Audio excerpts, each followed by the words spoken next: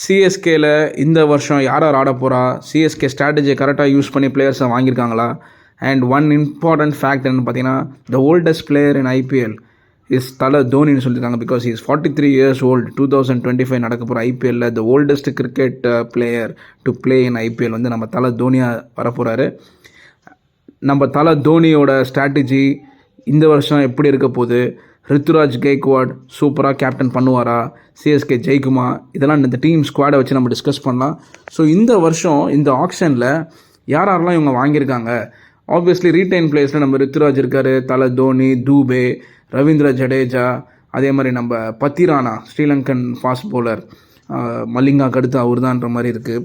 So அவரும் retain. இந்த retain பிளேயர்ஸை தாண்டி யாரெல்லாம் எடுத்திருக்காங்கன்னு பார்க்கும்போது, இப்போ ஃபாரின் பிளேயர்ஸில் ஆப்வியஸ்லி நம்ம டிவான் கான்வே அவங்க விடலை, திரும்ப கான்வேவை நியூசிலாந்து டீம்லேருந்து நம்ம எடுத்திருக்கோம்.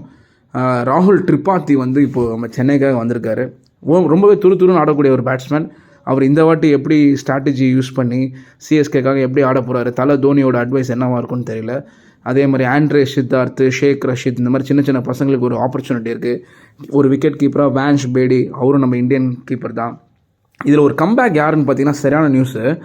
நம்ம ரவிச்சந்திரன் அஸ்வின் இந்த ஐபிஎல்லில் சிஎஸ்கேக்காக ஆட போகிறாரு. ரொம்ப வருஷத்துக்கு அப்புறம் he is going to play for his home city.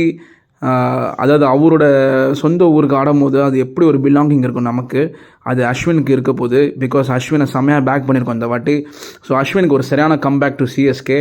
அதே மாதிரி நம்ம இன்னொரு சென்னை பிளேயர் விஜய் சங்கர் வந்திருக்காரு, ஒரு நல்ல ஆல்ரவுண்டர். இந்த வாட்டி தீபக் ஹூடா நம்மளுக்கு அடிஷ்னலாக வந்திருக்காரு, அவரும் ஒரு நல்ல ஆல்ரவுண்டர். போன வாட்டி செம்மையாக ஒரு சர்ப்ரைஸ் பேக்கேஜ் அந்த ரச்சின் ரவீந்திராவும் இருக்கார் ஒரு ஓவர்சீஸ் பிளேயரில்.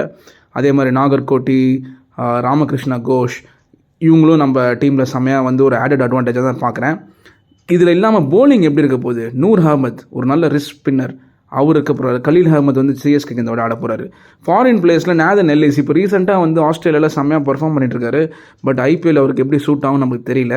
அதே மாதிரி நம்ம சுட்டி குழந்தை சாம் குரன் அவருமே இருக்கார் ஆஸ் யூஷுவல்.